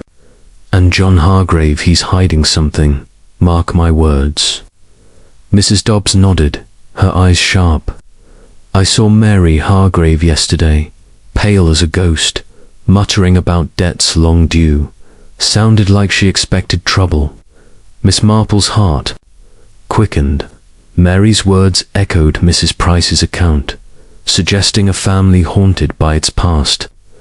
Debts long due, she murmured, her voice lost in the inn's chatter. She thought of the ribbon in Mary's sewing basket, so like the one around Clara's throat. Was it a coincidence or a sign of deeper ties? She recalled a case in her friend's village where a family's old grudge had led to a crime of passion. The Hargraves' past, she felt sure, was the key to Clara's death. As she left the inn, Miss Marple decided to visit the butcher's shop, where Tommy Pierce might have more to say about Robert's argument. The shop was busy, the air thick with the scent of sawdust and meat. Tommy was sweeping the floor, his cap askew as always. "Miss Marple," he said, grinning. "You want to know about that row I saw?" She nodded, her tone encouraging. "If you please, Tommy. Every detail matters." The boy's eyes gleamed, eager to share. It was dark, near Dapple Lane. Robert was shouting that the girl called her a liar and said she'd ruin everything. She laughed, bitter-like, and said, "You'll pay for what you did." Then I ran off, didn't want him seeing me. The words were a jolt. Clara's defiance, Robert's anger, it suggested a confrontation rooted in personal history, perhaps tied to Edward Crane or Lillian Gray. Miss Marple thanked Tommy, slipping him a shilling, and stepped into the street, her mind buzzing. The Hargraves past Thomas's scandal, Robert's broken engagement. The family's financial ruin was a shadow over Clara's death. She thought of the locket, its photograph a silent witness to Crane's role. Had Clara come to confront Robert about Crane's disappearance, or was she seeking justice for an older wrong? Back at her cottage, Miss Marple sat by the fire, her knitting resumed but her thoughts elsewhere. Florence brought in a tray of supper, her chatter filled with village rumors. "They're saying the Hargraves are cursed, miss," she said, setting down a plate of stew. "All that trouble with Thomas, and now this girl." Miss Marple smiled, her mind sharp. "Cursed, Florence? I think not. But families carry their burdens, and the Hargraves have more than most." As Florence retreated, Miss Marple's eyes lingered on the fire. Tomorrow she would speak to Constable Reed, perhaps learn more about Thomas Hargraves' London connections. The Hargraves' past was a tangled thread, but the ribbon, she felt sure, would lead her to the truth. Chapter 7. The London connection. The morning in St. Mary Mead was cloaked in a soft drizzle, the kind that dampened the cobblestones and made the village seem smaller, its secrets pressed closer to the surface. Miss Jane Marple sat by her parlour window, her knitting needles moving with a quiet rhythm, though her thoughts were far from the scarf taking shape in her lap. The murder of Clara Bell, with her scarlet ribbon and silver locket, had woven a complex web, its threads stretching from the Hargraves' guarded farmhouse to the distant clamour of London. The locket's photograph of Edward Crane, the unclaimed letter, and the village gossip about Robert Hargraves' argument with Clara, all pointed to a story rooted in betrayal. Perhaps financial, perhaps personal. Today, Miss Marple hoped to unravel a new thread, the London connection that tied Clara and Crane to the Hargraves' past. She sipped her tea, her pale blue eyes tracing the rain-streaked window, her mind sifting through the clues gathered over the past days. Clara Bell had come to St. Mary Mead seeking up a farm, her locket linking her to Edward Crane, a disgraced clerk implicated in a bank scandal. The ribbon, once a bright accent in her hair, had become her noose, a symbol Miss Marple suspected held meaning beyond its grim utility. The Hargraves' Jan's stern silence, Mary's nervous hands, Robert's volatile temper were central to the mystery. Their past marked by Thomas Hargraves' scandal with Ellen Ward and Robert's own, broken engagement to Lillian Gray, the village gossip, rich with whispers of strangers and debts, had hinted at a broader canvas, and Miss Marple's thoughts turned to London, where Crane's disappearance and Clara's mission likely began. As she set her knitting aside, a knock at the door announced. Constable Red, his uniform damp from the rain. "Good morning, Miss Marple," he said, shaking his hat. "I've news from London, thought you'd want to hear." Miss Marple ushered him in, offering tea to warm him. "News is always welcome," she said, her tone mild but her eyes keen. "What have the police found?" The constable settled at the table, his notebook open. Edward Crane, it seems, was more than a clerk. He worked at Barclays Bank, handling accounts for wealthy clients. 2 months ago, he was sacked for siphoning funds small amounts, but enough to ruin several families. Clara Bell was his fiancée, worked as a typist at the same bank. She vanished from London a week after Crane left a note saying she was seeking answers. Miss Marple's needles paused, though her hands remained still. "Answers," she repeated softly. "And did the police find any link to St. Mary Mead beyond the locket?" Constable Reed nodded, his face serious. "A letter in Crane's lodgings, addressed to Clara, mentioned Upper Farm, said he'd meet her there to settle things. It was dated 10 days ago, but Crane's not been seen since. There's also talk of a man he owed money to, a rough sort, maybe a loan shark. The police are looking into it." Miss Marple's mind quickened. A letter drawing Clara to Upper Farm, echoing the unclaimed one at the post office. Had Crane lured her, or was someone else using his name? She thought of the Hargraves, their history of financial loss tied to Thomas Hargraves' scandal, and the Hargraves, she said, her voice thoughtful. Any connection to Crane's bank? The constable flipped a page in his notebook. "Not directly, but there's a record of John Hargrave investing with Barclays years ago through his brother Thomas. Lost a good sum when Thomas's scheme collapsed. The police think Crane might have known Thomas in London's same circles." "Same troubles." Miss Marple nodded, her mind weaving connections. Thomas Hargrave, Ellen Ward, Edward Crane, Clara Bell, a chain of betrayal stretching across 2 decades.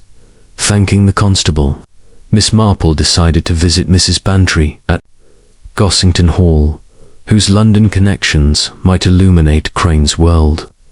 The rain had eased, leaving the air fresh and the paths slick. Gossington Hall's gardens were a sodden splendor, their roses bowing under the weight of raindrops. Mrs. Bantry welcomed her with a cry of delight, her drawing room warm with a crackling fire. "Jane, you're soaked," she exclaimed, pressing a cup of tea into her hands. "I suppose you're here about that girl. The village is buzzing. Some say she was a spy, others a thief." Miss Marple smiled, settling by the fire. "Spies and thieves, Dolly. I think she was simply a girl with a purpose. Tell me, what do you know of Edward Crane's circles in London? Any names that might connect to the Hargraves?" Mrs. Bantry's eyes gleamed, her love of intrigue undimmed. "My cousin Margaret knows everyone in London." She mentioned Crane, said he ran with a fast-set gamblers, mostly, and a few shady financiers. There was a man, Victor Marsh, who lent money to types like Crane. Rough character, they say, with a limp from an old injury. Margaret thought he had country ties, maybe to a place like St. Mary Mead. The name Victor Marsh was a spark. Miss Marple recalled Miss Hartnell's gossip about a limping salesman near Dapple Lane, and Mrs. Price's talk of a debt collector seeking John Hargrave. "A limp," she said softly. "And did your cousin say more about Marsh?" Mrs. Bantry nodded, leaning forward. "Only that he was ruthless, tracked down debtors like a hound. If Crane owed him money, he'd not take kindly to being dodged. And if Clara was Crane's fiancée, she might have got caught in the net." Miss Marple's mind raced. A loan shark, a limping stranger. A connection to Upper Farm. It was a thread worth following. Leaving Gossington Hall, Miss Marple's thoughts turned to the Blue Boar Inn, where village talk might confirm Marsh's presence. The inn was quiet. the rain keeping most patrons away. Mr. Dobbs was polishing the bar, his wife sorting linen in the back. "Miss Marple," he said, nodding, "still on about that girl. The village won't rest till it's solved." She smiled, ordering a lemonade. "It's a troubling case," she said. "I heard a man with a limp was seen near Upper Farm last month. Did you notice anyone like that?" Mr. Dobbs frowned, scratching his chin. "Now you mention it, there was a fellow, maybe 3 weeks back, older, limped bad, asked about John Hargrave. Said he had business with him, but wouldn't say what. Stayed one night, then gone. The detail was a jolt. Miss Marple's needles, tucked in her bag, seemed to pulse with her thoughts. Victor Marsh, perhaps, seeking Crane's debts and finding the Hargraves. Had Clara stumbled into his path, or was her mission tied to the Hargraves directly? She thought of Robert Hargraves' argument with Clara, his bitter words about promises. Broken, was he protecting his family or settling a personal score? She thanked Mr. Dobbs and stepped into the rain, her mind buzzing with possibilities. Her next stop was the vicarage, where Mr. Clement might have more from the police. The vicarage was warm, its windows fogged from the kettle. Mrs. Clement greeted her with a nervous smile, her hands twisting as always. "Jane, you're tireless," she said, offering tea. "Mr. Clements just had a call from London. They've found Clara Bell's lodgings, shared a flat with another typist, who says Clara was frantic after Crane vanished. Kept saying she'd find him, no matter what." Miss Marple nodded, her eyes sharp. "And did she mention Upper Farm or the Hargraves?" Mrs. Clement hesitated. "Not by name, but she left a diary. The police found an entry about a family wronged, and a promise to make it right. The diary entry was a revelation." Miss Marple thought of the Hargraves' financial ruin, tied to Thomas's scandal, and perhaps Crane's fraud. Clara's mission, it seemed, was one of justice, but for whom? She recalled a case in her friend's village, where a girl sought to right a family's wrong, only to uncover a deeper betrayal. And the ribbon, Miss Marple said, almost to herself. Did the diary mention it? Mrs. Clement shook her head. Not directly, but the typist said Clara always wore a red ribbon. Said it was from someone she loved. Miss Marple's heart quickened. The ribbon, a lover's token, perhaps from Crane or someone else, as she left the vicarage. The rain had stopped, leaving the village glistening. Miss Marple's thoughts turned to the Hargraves. John's investment with Thomas, lost to a London scheme, mirrored Crane's fraud. Robert's broken engagement to Lillian Gray, another London girl, suggested a pattern of betrayal, and Mary's nervous muttering about debts long due hinted at a family haunted by its past.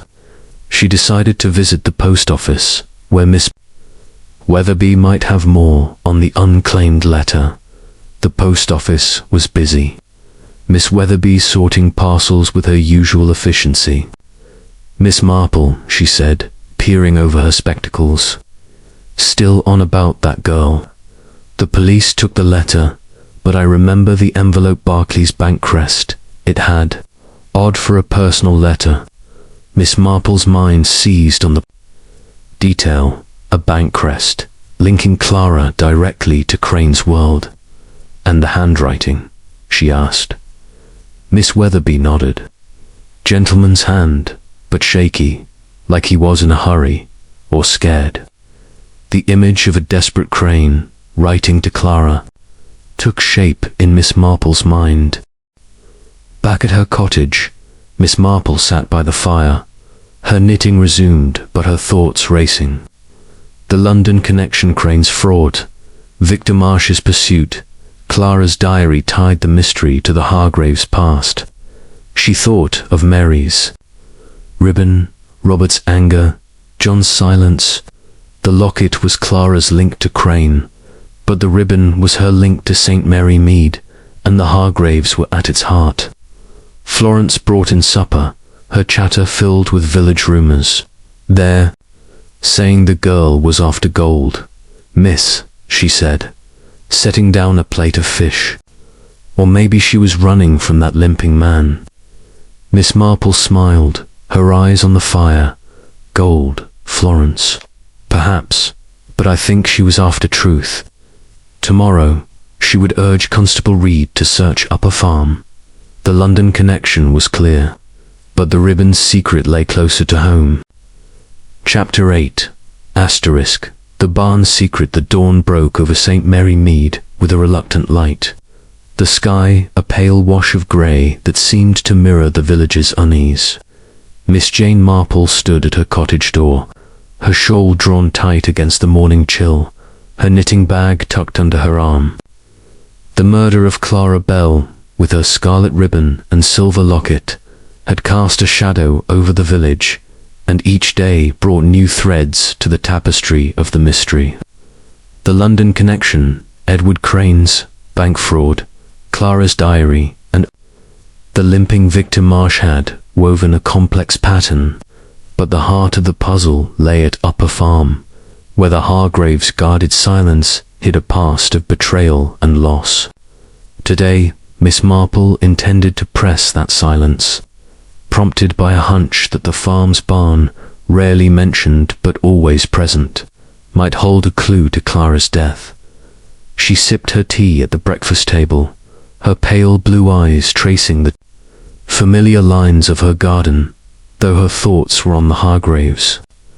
John's stern demeanour, Mary's nervous hands, and Robert's volatile temper were pieces of a puzzle, linked by Thomas Hargrave's old scandal and Robert's broken engagement to Lillian Gray. The ribbon, a lover's token turned murder weapon, and the locket with Crane's photograph suggested a story of love and vengeance. But the village gossip strangers near Upper Farm. Robert's argument with Clara pointed to something tangible, perhaps hidden in the farm's shadows. Miss Marple recalled a case from her youth, where a barn had concealed evidence of a crime, overlooked by all but a sharp-eyed neighbour. She resolved to urge Constable Reed to search Upper Farm, her pretext a visit to the church committee. The village was stirring as she stepped onto the high street, the air damp with the scent of wet leaves and woods. Her first stop was the police station, a modest building where Constable Reed was sorting papers, his face weary from the weight of the investigation. "Miss Marple," he said, rising. "You're early. More thoughts on the case?" She smiled, her tone gentle but purposeful. "Only a suggestion, Constable. Upper Farm is so close to Dapple Lane, and with Clara seeking it out, might there be something there? A barn, perhaps, where a stranger might leave a trace." Reed's eyes narrowed, but he nodded. "Worth a look. I'll get a warrant. The Hargraves won't like it, but there's been too much talk about them." Miss Marple thanked him and made her way to the church, where the flower committee was gathering. The church was cool, its stone walls echoing with the soft voices of Mrs. Clement and Miss Hartnell. She joined them, her scissors snipping roses with practiced ease, her ears attuned to their chatter. "The Hargraves are hiding something," Miss Hartnell declared, her voice sharp. "I saw Mary at the market yesterday, looking like she hadn't slept. Kept muttering about things best left buried. If you ask me, that barn's full of secrets." Mrs. Clement frowned, her hands fluttering. "Oh, Miss Hartnell, that's harsh.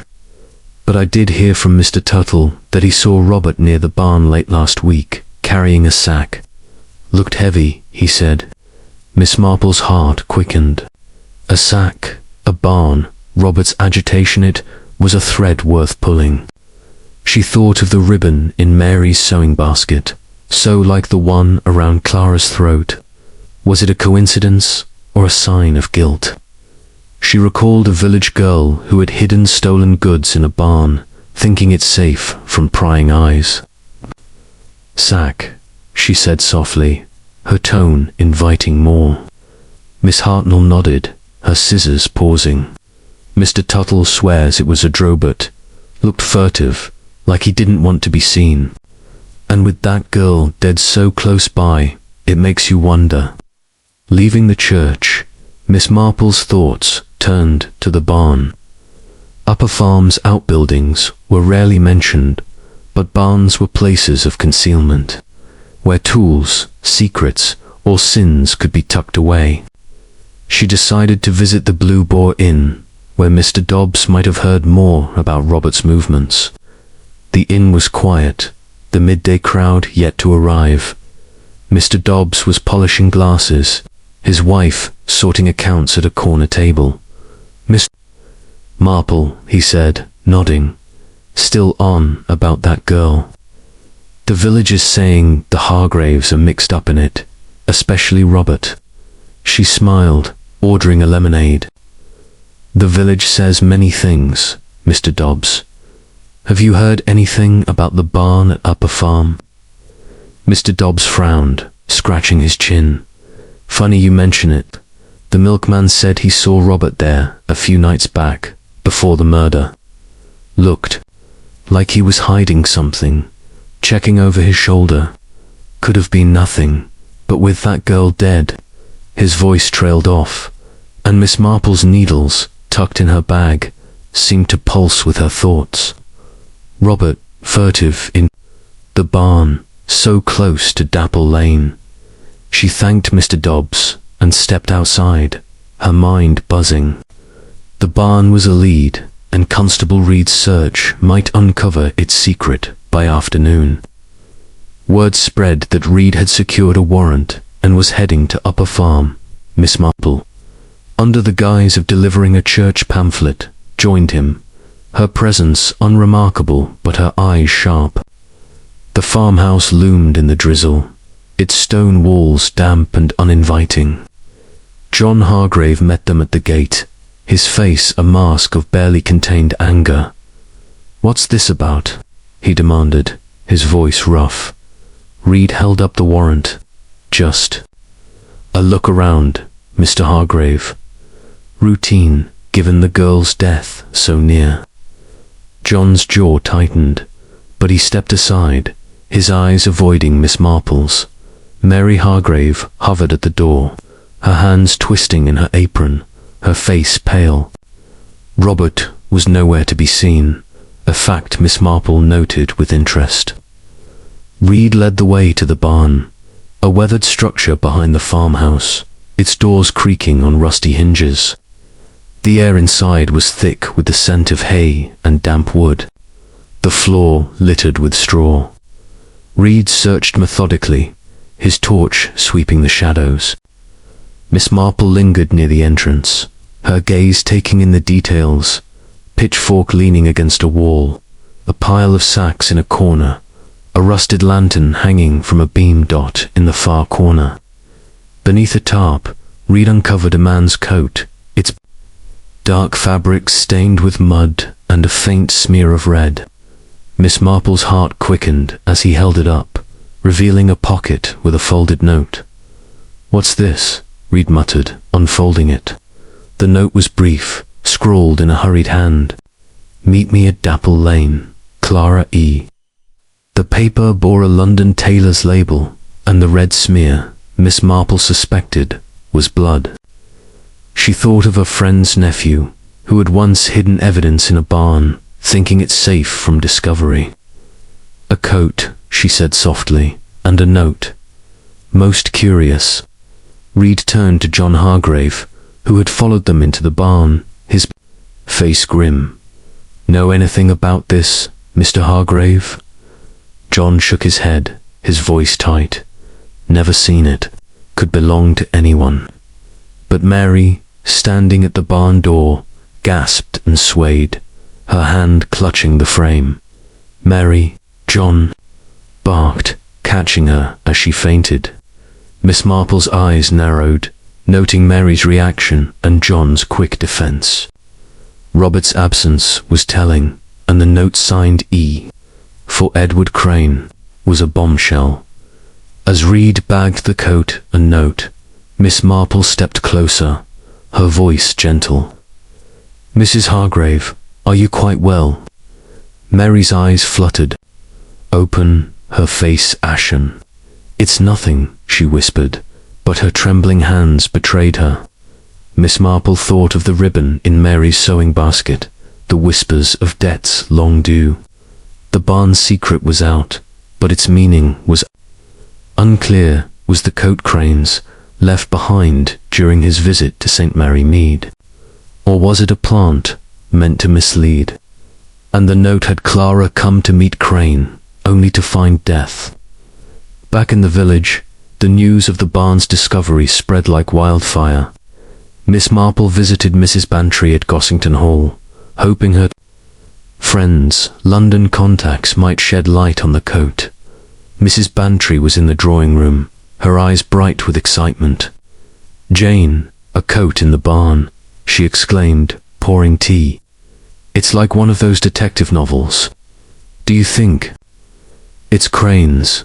Miss Marple nodded, her mind sharp. "Perhaps, Dolly. But I'm curious about Victor Marsh, the limping man. Could he have left it?" Mrs. Bantry frowned, tapping her chin. "My cousin mentioned Marsh against us. He was known for roughing up debtors. If Crane owed him that walls, he might have followed him here." The idea was chilling. Miss Marple thought of the limping salesman, the debt collector, the blood-stained coat. Marsh, Crane, Claritha, lines blurred, but the ribbon tied them to the Hargraves. She thanked Mrs. Bantry and returned home, her thoughts racing. Florence greeted her with supper, her chatter filled with rumors. "They're saying the barn's haunted, miss," she said, setting down a plate. "That coat's cursed." Miss Marple smiled, her eyes on the fire. "Cursed, Florence? No, but it's a clue. Tomorrow, she would press Reed for more, and watch the Hargraves closely."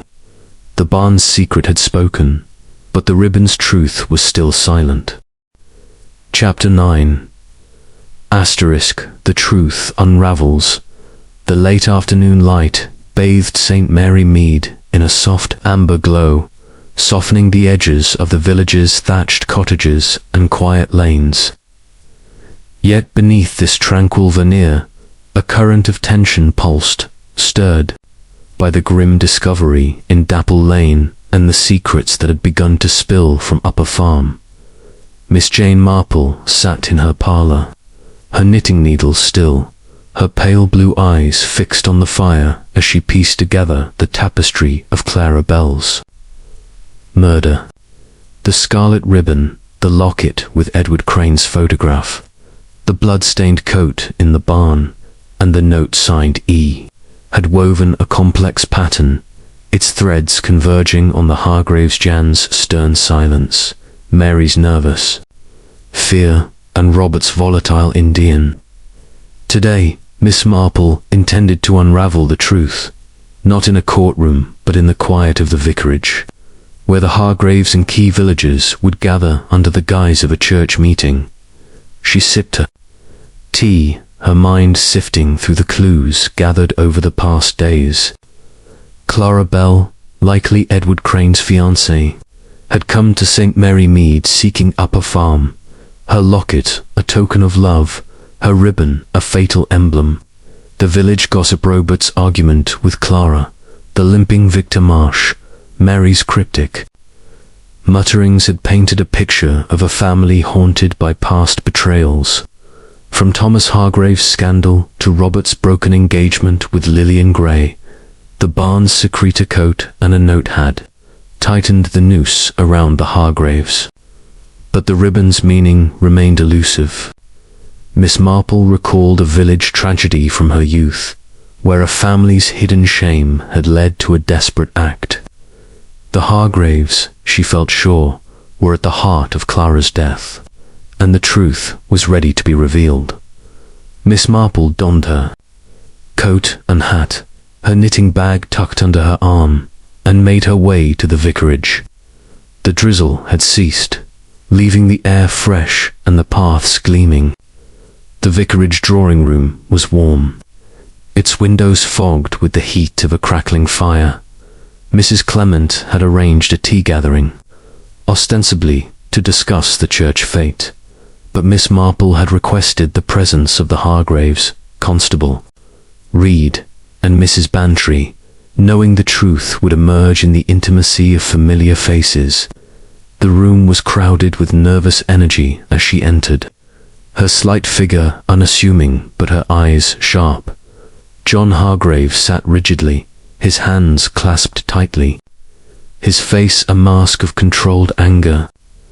Mary Hargrave perched beside him, her fingers twisting a handkerchief, her eyes darting like a trapped bird's. Robert Hargrave stood by the window, his dark hair dishevelled, his expression sullen. Mrs. Bantry chatted animatedly with Mrs. Clement, while Constable Reed stood near the door, his notebook ready.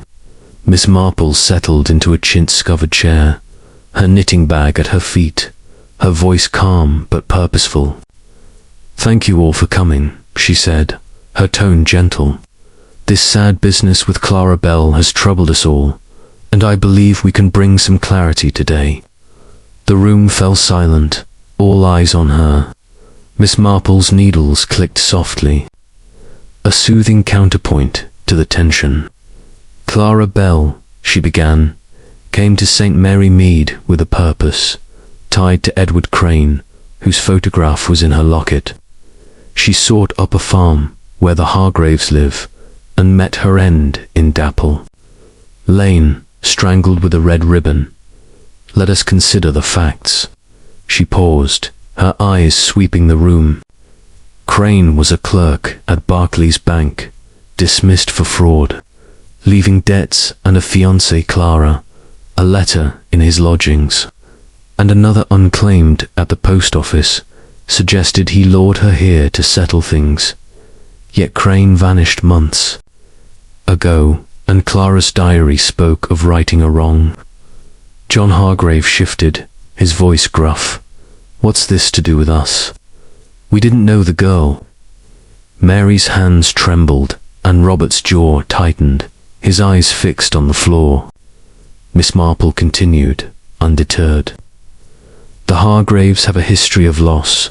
Thomas Hargrave, John's brother, left 20 years ago after a scandal involving Ellen Ward's savings. The family invested heavily with him, only to lose everything. Such wounds linger." She glanced at Mary, whose face paled. "And Robert, your engagement to Lillian Gray ended bitterly, did it not? A London girl like Clara, who broke your heart." Robert's head snapped up, his voice sharp. "That's old news. Why bring it up?" Miss Marple's smile was gentle, but piercing, because patterns matter. Robert, Clara came seeking up a farm, perhaps to confront a wrong tied to Crane's fraud. The village saw you arguing with her near Dapple Lane, calling her a liar who'd ruin everything. She spoke of making you pay. A personal grievance, perhaps. Robert's fists clenched, but he said nothing. Mrs. Bantry gasped, her teacup rattling. "Jane, you don't think Robert—" Miss Marple raised a hand, her voice steady. "Let us consider the Barnes discovery. A man's coat stained with blood, and a note, 'Meet me at Dapple Lane, Clarae. The coat bore a London tailor's label, suggesting Crane. But Crane has been missing for months. Someone else could have used his name to lure Clara." She looked at Mary, whose handkerchief was now a tight knot. "Mrs. Hargrave, your sewing basket held a red ribbon, much like the one that killed Clara. A coincidence, perhaps." Mary's voice was a whisper. "It's just a ribbon. I bought it from a peddler." Her eyes darted to John, who glared at Miss Marple. "This is nonsense. he growled. "You're accusing us without proof." Miss Marple's needles clicked, her tone unruffled. "Not accusing Mr. Hargrave, observing. The note suggests Clara expected Crane, but someone else met her. The ribbon, a lover's token from Crane, was used against her. Cruel irony. And Robert, your anger that night suggests you knew her purpose." Constable Reed stepped forward, his voice firm. "Miss Marple, the coat's blood matches Clara's. We're testing it for other traces. The note's handwriting is being compared to Crane's."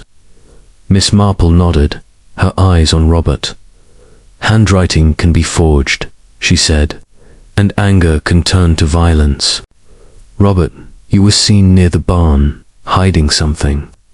Was it the coat, perhaps, to shift blame to Crane?" Robert's face flushed, his voice rising. "I didn't kill her. I only talked to her." Miss Marple's gaze softened, but her words were steel. "Clara came to right a wrong, likely Crane's fraught against your family. Your father's investment with Thomas, lost years ago, was echoed by Crane's theft.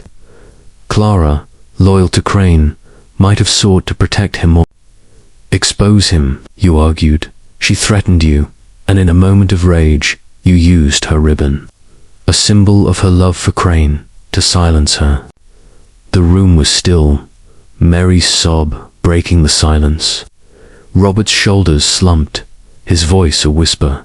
"She said she'd tell everyone, ruin us. I couldn't let her." John stood, his face thunderous. "Enough, you've no right." But Mary clutched his arm, tears streaming. "He didn't mean it, John. He was protecting us." Miss Marple's eyes were sad but resolute. "Protection can become destruction. Mrs. Hargrave, the ribbon in your basket was a red herring, but Robert's actions were not." Robert's head bowed, his voice broken. "I didn't plan it.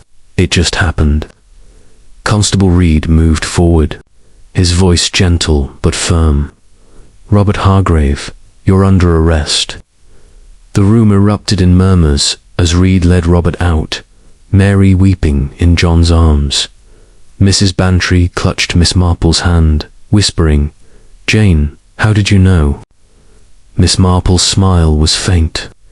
"People are much the same, Dolly. Love, anger, and secrets, they leave patterns." The ribbon told Clara's story, and Robert's heart betrayed him. As the gathering dispersed, Miss Marple lingered, her knitting untouched. The truth had unraveled, but the cost was heavy. She thought of Clara, a girl driven by love or justice, and Robert, consumed by rage. The ribbon, a bright thread of passion, had become a noose, and the Hargraves' past had claimed another victim. She stepped into the evening, the village, quiet under the weight of truth, her heart heavy but her mind clear. Chapter 10. The Quiet Confession. The twilight settled over St. Mary Mead like a gentle sigh. The village's lamplights flickering to life as the day's revelations cast long shadows across its quiet lanes. Miss Jane Marple sat by her parlour window, her knitting needles moving with a soft, steady rhythm, though her thoughts were far from the scarf taking shape in her lap.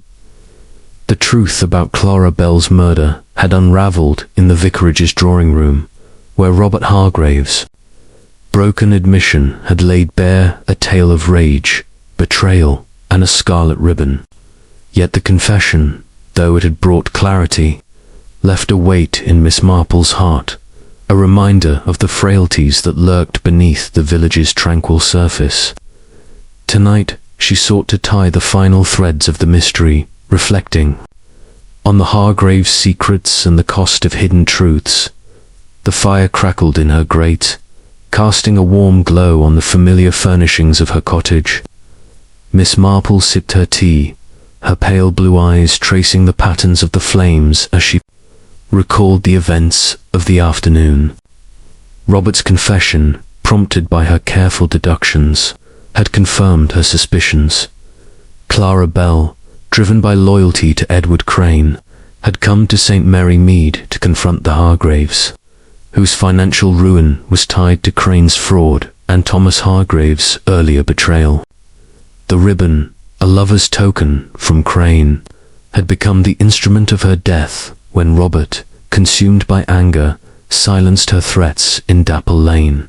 The locket, the blood-stained coat, the note in the barnhole were pieces of a puzzle that had led to this moment, yet the confession was not the end. Miss Marple knew that truth, once revealed, rippled outward, touching lives beyond the crime itself.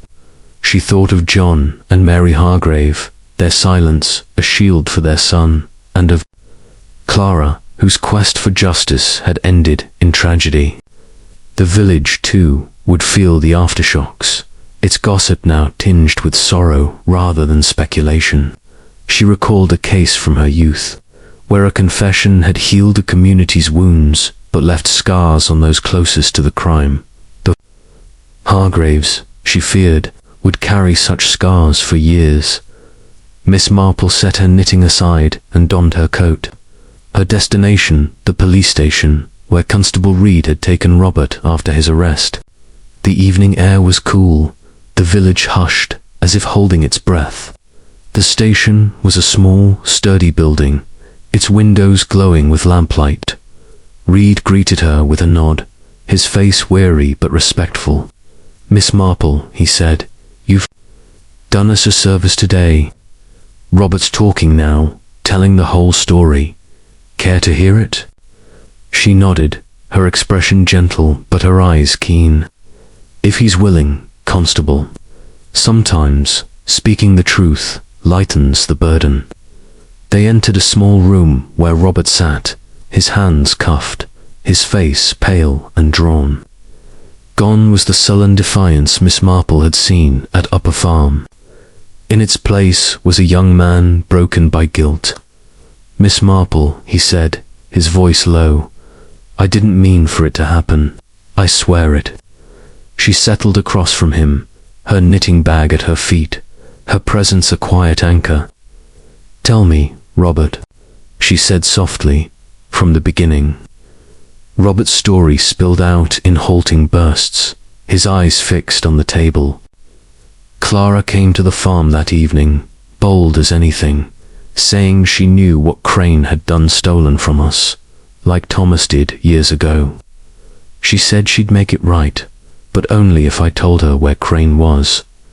"I didn't know, I swear. Crane came to St. Mary Mead last month, looking for father, saying he'd pay back what he took, but he never did. Left that coat in the barn, said it was proof of his good faith. I kept it, thought it might be worth something." Miss Marple's needles clicked faintly, a soothing rhythm. "And the note?" she asked. Robert's shoulders slumped. "I wrote it. Used Crane's name to get her to Dapple Lane. I wanted her to leave us alone, stop dredging up the past. Father lost everything because of Thomas and Crane's fraud. Took what little we had left. Clara kept saying she'd expose us, tell the village we were hiding Crane. I lost my temper. She was wearing that ribbon, always twisting it like it was a taunt. I grabbed it, and it was over so fast." The room was silent, save for the faint scratch of Reed's pencil. Miss Marple's eyes were sad but steady. "And the coat in the barn?" she asked. Robert nodded, his voice barely audible. "Hid it after, thought it'd point to Crane, make it look like he did it. I didn't know about the blood till later." Miss Marple thought of the ribbon in Mary's sewing basket, a distraction that had nearly misled her. "Your mother's ribbon?" she said. "Was it meant to confuse us?" Robert shook his head. "No, that was just hers. She buys them from peddlers, always has. I didn't think it'd matter." Reed looked at Miss Marple, his expression one of quiet admiration. "You saw through it all, ma'am. The ribbon, the coat, Robert's temper, all fits." She smiled faintly, her thoughts elsewhere. "People leave traces, Constable. Their actions, their fears, they tell a story." She rose, her knitting bag in hand. "Thank you, Robert. The truth is hard, but it's better out than hidden." Robert's eyes met hers, filled with a mix of shame and relief. "I'm sorry," he whispered, "for her, for everything." As she left the station, the village was settling into night, the stars piercing the sky. Miss Marple walked slowly, her mind turning to John and Mary Hargrave. She decided to visit Upper Farm, not to accuse but to offer understanding. The farmhouse was dark, its windows shuttered, but a faint light glowed from the parlor. Mary opened the door, her face etched with grief. "Miss Marple," she said, her voice trembling, "you've taken our boy." John stood behind her, his eyes hard but red-rimmed. "He did wrong," Miss Marple said gently, "but he's spoken the truth. That counts for something." Mary led her inside, the parlor dim and heavy with sorrow. "We knew he was angry," she said, her hands twisting. "After Lillian Gray left him, he hated city folk. When Clara came, talking about Crane, it was like Thomas all over again. We tried to protect him." John's voice was gruff. "I suspected, after the barn. That coat, I thought Crane left it to mock us. I should have spoken sooner." Miss Marple nodded, her eyes kind. "Silence protects, but it also binds. You did what you thought was right." She thought of Clara, a girl caught in a web of love and justice, and of Robert, whose rage had undone them both. The ribbon, a symbol of Clara's devotion to Crane, had become her downfall, twisted by Robert's hand. Miss Marple recalled a village girl who had confessed to a theft, her honesty a step toward redemption. "Robert will face justice," she said, "but he's young. There's time yet." Mary's tears fell, and John's hand rested on her shoulder, a rare gesture of tenderness. Leaving Upper Farm, Miss Marple walked through the village, its quiet broken only by the distant hoot of an owl. She visited Mrs. Bantry briefly, sharing the outcome over tea. "Jane, you're a marvel," Mrs. Bantry said, her eyes wide. "That ribbon, it was the key all along." Miss Marple smiled, her thoughts on the fire. Not the ribbon, Dolly, but the hearts it touched. Back at her cottage, Florence greeted her with supper, her chatter subdued. "It's over, miss?" she asked. Miss Marple nodded, her eyes on the flames. "For now, Florence, but the village will remember." As she sat by the fire, her knitting resumed. Miss Marple reflected on the patterns of human nature: love, anger, loyalty, and guilt. The ribbon had told Clara's story, and Robert's confession had closed it, but the echoes would linger in St. Mary Mead. She thought of her niece Joan, whose tales of city scandals mirrored the village's own dramas. The truth, like a scarf, was complete, its threads woven tight. Miss Marple's needles clicked, a quiet hymn to the village she knew so well, where even a ribbon could unravel a heart's deepest secrets. The end.